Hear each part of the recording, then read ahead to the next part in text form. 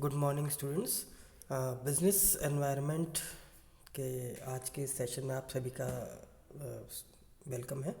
आज जो अपन इस सेशन में बात कर रहे हैं वो है लेक्चर नंबर 19। और अपन जो टॉपिक डिस्कस कर रहे हैं लास्ट 2 और 3 लेक्चर से, दैट इज़ जो भी फाइनेंशियल इंस्टीट्यूशंस हैं जो कि स्मॉल स्केल इंडस्ट्रीज़ में इनका क्या रोल डेवलप करने के लिए वो अपन पढ़ते आ रहे हैं। तो इसी टॉपिक को अपन कंटिन्यू कर रहे हैं। आज जो अपन इंस्टीट्यूशन की बात कर रहे हैं, financial institution, that is SISI, जिसे हम लोग कहते हैं स्मॉल इंडस्ट्रीज सर्विस इंस्टीट्यूट, इसके बारे में अपन बात कर रहे हैं। तो जो स्मॉल इंडस्ट्रीज़ सर्विस इंस्टीट्यूट है, ये जो सेटअप हुआ था इसका, ये हुआ था कंसल्टेंसी एंड प्रोवाइड ट्रेनिंग। जो भी स्मॉल स्केल इंडस्ट्रीज़ हैं जो लगाना चाह रहे हैं, ओपन करना चाह रहे हैं या अपना बिजनेस स्टार्ट करना चाह रहे हैं स्मॉल स्केल इंडस्ट्रीज़ को, तो उन एंटरप्रेन्योर्स को ट्रेनिंग देना और उनको कंसल्टेंसीज प्रोवाइड कराने का काम SISI इंस्टीट्यूशन कर रहा था। तो इसके अलावा जो SISS की जो एक्टिविटी है वो ये है कि जो भी आपका ट्रेनिंग डिपार्टमेंट है से रिलेट करता हुआ कोई एक्टिविटी है, चाहे जो उनका डायरेक्टर ऑफ चैम्बर जो SSI ऑफिस है न्यू दिल्ली का, तो ये लोग क्या है बेसिकली ट्रेनिंग डिविजन्स के तौर पे अपने आप को रोल प्ले कर रहे थे। तो अगर कोई भी इंडस्ट्री, SSI इंडस्ट्री अपने यहाँ के लोगों को या एंटरप्रेन्योर को ट्रेनिंग देना चाहती है किसी भी प्रकार की, regarding production, how to startup और for technical skills, managerial skills, तो SSI जो है उसके लिए ट्रेनिंग प्रोवाइड कराने के लिए अरेंजमेंट कर रहे थे। तो अगर हम फंक्शंस की बात करें तो सबसे पहला आता है कि जो टू असिस्ट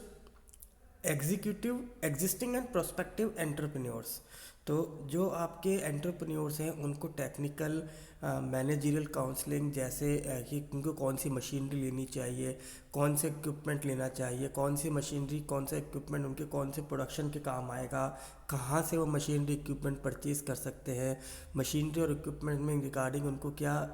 बेनिफिट हो सकता है, कहाँ उनकी कॉस्ट सेविंग हो सकती है। इसके अलावा अगर वो अपने प्रोडक्ट की टेस्टिंग कराना चाहते हैं तो SISI जो है उनके लिए वो हेल्प भी प्रोवाइड करवा रही थी। इसके अलावा जो क्वालिटी परफॉर्मेंस है उनकी, जो कंपनी उनके प्रोडक्ट की, उसका भी अरेंजमेंट जो है SISI जो है वो अरेंज करती है। दूसरा, पूरे देश के अंदर जो एंटरप्रेन्योर डेवलपमेंट प्रोग्राम्स चलते हैं ताकि एंटरप्रेन्योर्स अपने आप को डेवलप कर सकें, वो कुछ लर्निंग करें, अपने अंदर डेवलपमेंट ला सकें, ऐसे प्रोग्राम्स भी SISI जो है अरेंज करवाती है।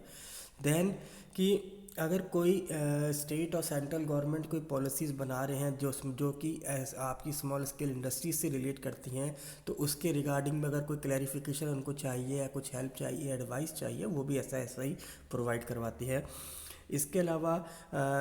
रॉ मटेरियल की टेस्टिंग, कौन सा रॉ मटेरियल उनकी प्रोडक्शन के लिए अच्छा है, क्या उसका लेवल है, किसी क्या क्वालिटी आएगी, क्या लेवल होना चाहिए, इन सब चीज़ों के रिगार्डिंग। एंड सबसे important, inspection about of inspection control, quality control की, जो आपका प्रोडक्ट बन रहा है उसको इंस्पेक्ट करना, उसकी बार बार मॉनिटरिंग करते रहना ताकि जो डिज़ायर्ड आउटपुट हम चाह रहे हैं क्वालिटी के रिगार्डिंग वो आ सके। इसका भी अरेंजमेंट SISI इंस्टीट्यूशन कर रहा है। देन मार्केट की इंफॉर्मेशन, मार्केट में क्या चल रहा है, कौन से मार्केट में क्या प्रोडक्ट चल रहा है, कौन से नए प्रोडक्ट आ रहे हैं, कौन कौन से कॉम्पिटिटर्स हैं, ये सारी इन्फॉर्मेशन भी आपका SISI प्रोवाइड करवा सकता है। कोई फाइनेंशियल असिस्टेंस चाहिए कि कौन से बैंक से हमें कितना लोन मिल सकता है, किन शर्तों पे मिलता है, क्या टर्म्स एंड कंडीशन रहती हैं, क्या इंटरेस्ट रेट रहती हैं, और उनका प्रॉपर प्रोसीजर्स एंड प्रोसेस, वो सब कुछ हेल्प आपका SISI करवा देता है। कोई टेक्निकल सर्वे अगर आप करना चाह रहे हैं, कोई फिजिकल रिपोर्ट आप बनाना चाह रहे हैं कि वेदर दिस रिपोर्ट प्रोजेक्ट जो है वो सक्सेसफुल होगा या नहीं होगा, इसकी भी हेल्प आपको SISI कर देता है। कोई जो आपकी सब एक्टिविटीज़ या एंसिलरी इंडस्ट्रीज़ हैं उनके साथ कोई डेवलपमेंट करना है, उनको कुछ पोटेंशियल अवेयर करवानी इन्फॉर्मेशन, उनका डेवलपमेंट करना है, तो भी आपका SISI काम कर रहा है। कोई वेबिनार्स, कॉन्फ्रेंसेस, सेमिनार्स, वर्कशॉप्स भी आपके एंटरप्रेन्योर्स को डेवलप करने के लिए कोई हेल्प चाहिए तो वो SISI उसके लिए हेल्प करता है।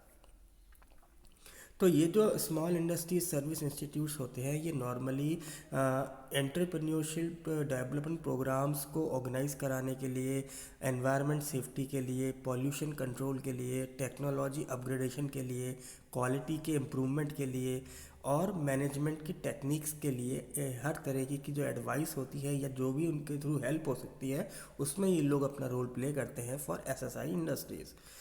जनरली क्या होता है कि जो ईडीपी किया जाता है वो एंटरप्रेन्योरशिप या यंगस्टर्स को एडुकेट करने के लिए किया जाता है ताकि वो थोड़ा से नॉलेजेबल हो जाएं, उनको कुछ चीज़ों के बारे में नॉलेज मिल जाए, अगर वो अनएम्प्लॉयड हैं तो एम्प्लॉयमेंट की तरफ वो जाएं। और क्लासरूम्स, लेक्चर्स, डिस्कशंस और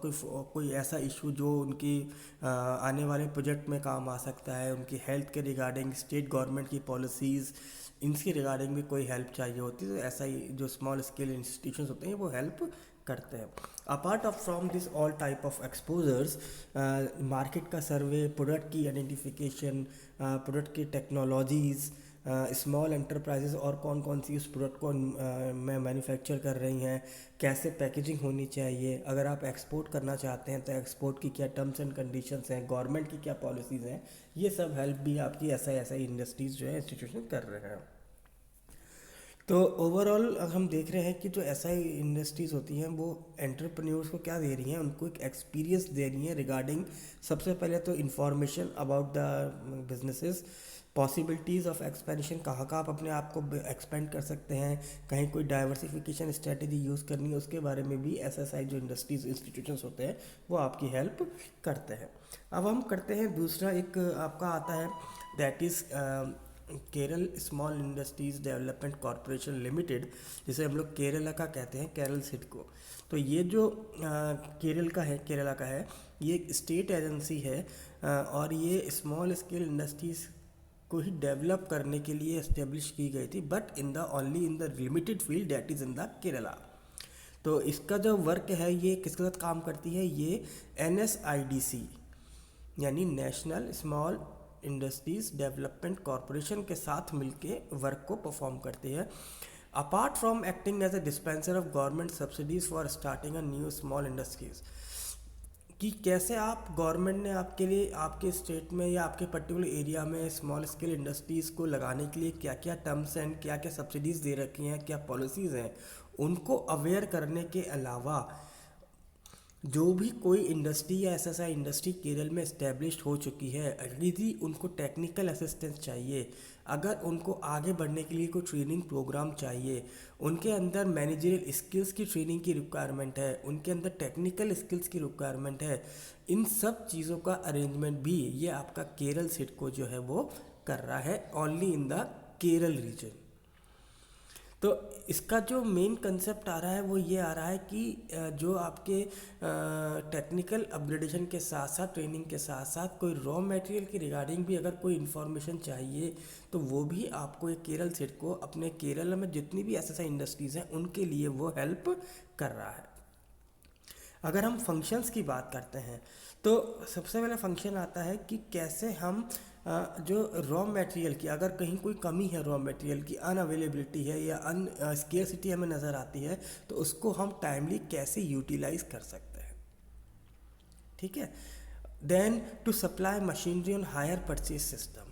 कई बार क्या है कि कुछ इंडस्ट्रीज़ वेल कैपेबल नहीं होती, उनके पास कैपिटल ज़्यादा नहीं होती या इन्वेस्टमेंट इतना नहीं है कि वो न्यू मशीन्स को, टेक्नोलॉजीज़ को अडॉप्ट कर सकें। तो उनके लिए रेंटल बेसिस पे अरेंजमेंट्स करवाना, उनके लिए कॉन्ट्रैक्ट करवाना, ये सारी एक्टिविटीज़ भी केरला सिडको जो है उनके लिए परफॉर्म कर रही है। और इसके अलावा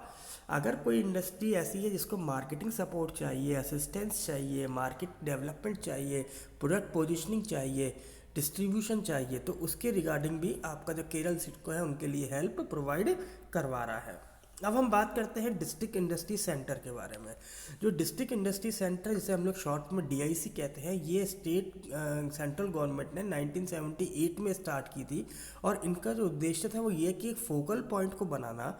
जो कि स्मॉल और टाइनी यूनिट्स को उस पर्टिकुलर एरिया में डेवलप और प्रमोट कर सकें।